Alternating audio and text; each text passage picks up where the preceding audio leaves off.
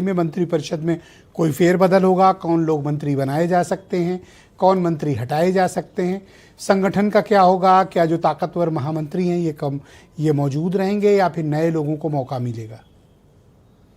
देखिए, तो एकदम साफ है कि बीजेपी में सरकार और संगठन दोनों जगह बदलाव होना है, लेकिन सरकार में पहले बदलाव होगा, मंत्रिमंडल में पहले फेरबदल होगा, और वो 14 तारीख के बाद जब खिचड़ी हो जाएगी उसके बाद तो बीजेपी पहले खिचड़ी खिलाएगी, फिर सरकार में शामिल करेगी और फिर खाने पीने से रोकेगी।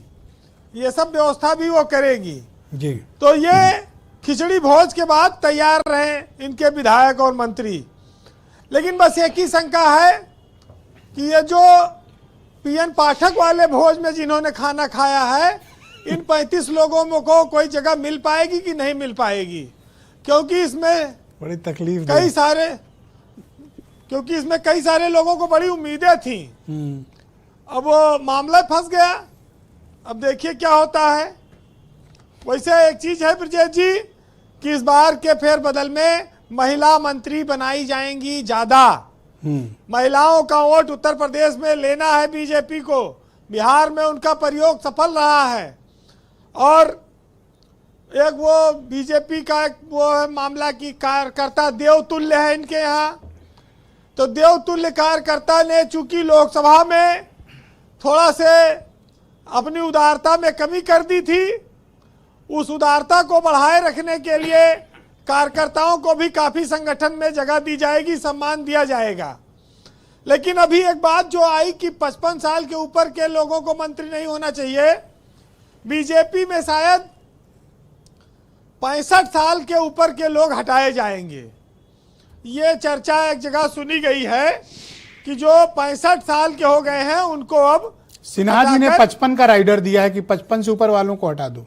अरे तो हमारा विचार था नहीं, अभी चूंकि चुनाव में एक ही साल बचेगा तो मत ये एक तरफा नहीं चलाएंगे। अभी ये थोड़ा धीरे धीरे बुजुर्ग बनाएंगे, सफाई अभियान एक साथ मार्गदर्शन मंडल में नहीं डाल देंगे कि 55 वाले में तो बड़ी वो भी नौजवान रहते हैं 55 वाले। ऐसे में तो फिर प्रदेश अध्यक्ष की भी इनकी उम्र 55 के ऊपर होगी, तो वो भी संकट में आ जाएगी, अध्यक्षी भी। दूसरा देखिए, भूपेंद्र चौधरी और निरंजन ज्योति, साध्वी निरंजन ज्योति, इन लोगों के नाम है चर्चा में कि इनको मंत्रिमंडल में लिया जाएगा। ये भी बात आई है कि आरएलडी से और अपना दल से एक एक मंत्री को और जगह दिया जाएगा, उनके एक एक विधायक को मंत्री बनाया जाएगा। क्या चुनावी साल है, देखिए। अरे रुकिए, ये वाकई बात सही है जी? ये वाली बात सही है आरएलडी वाली? हाँ, एक इनको मिल सकता है राज्य मंत्री का पद, और अपना दल को भी मिलेगा। थोड़ी जलने की बू आ रही है सुरेंद्र। देखिए, ऐसा है कि चुनावी साल है, एक साल मंत्री रहेंगे जो बनेंगे जी, तो उसमें 54 पद अभी हैं, 6 पद खाली हैं। 2-4 अगर ये हटाएंगे तो 10 लोगों का नया इंट्रोडक्शन कर सकते हैं। तो उसमें 2 सहयोगी दल को दे सकते हैं, बाकी अपने यहाँ रखेंगे। अच्छा, राज्य मंत्री बन के आदमी प्रोटोकॉल लेता है, ज्यादा कुछ कर तो पाता नहीं है। तो काम हम नहीं करता क्या राज्य मंत्री? राज्य मंत्री के विभाग में कोई फाइल तो आती नहीं है, और टेलीफोन और चिट्ठी लिखे राज्य मंत्री, यही काम उसका कार्यालय करता है। डंडा और झंडा।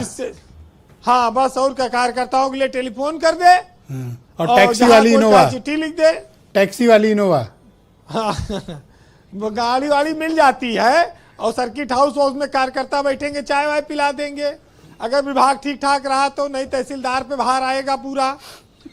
आप ये जान लीजिए कि बीजेपी दुनिया की, देश की सबसे बड़ी पार्टी है, लेकिन उसने जिस तरह से इस बार प्रदेश अध्यक्ष में, राष्ट्रीय अध्यक्ष में बनाने में टाइम लिया, इससे लगता है कि अब उसके फैसलों में काफी देरी होने लगी है।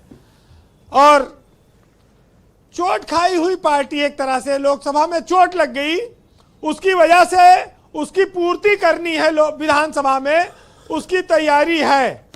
तो चौंकाने वाले फैसले तो रहे हैं, चाहे आप देख लीजिए पंकज चौधरी प्रदेश अध्यक्ष बने, नाम कहीं नहीं था, अचानक से उनका नाम आया, बाकी जो नाम चल रहे थे वो पीछे रह गए। तो पैरासूट लैंडिंग आप कह सकते हैं उन्होंने की है। और अभी बहुत कुछ पैराशूट के माध्यम से आना बाकी है। तो ये जरूर है कि देवतुल्य कार्यकर्ताओं के सम्मान में बीजेपी कई सारे फैसले करेगी और ये फैसले आपको इसी जनवरी महीने में देखने को मिलेंगे। जी, जहां तक बात है, देखिए सियासत में सबका अपना अपना तरीका है।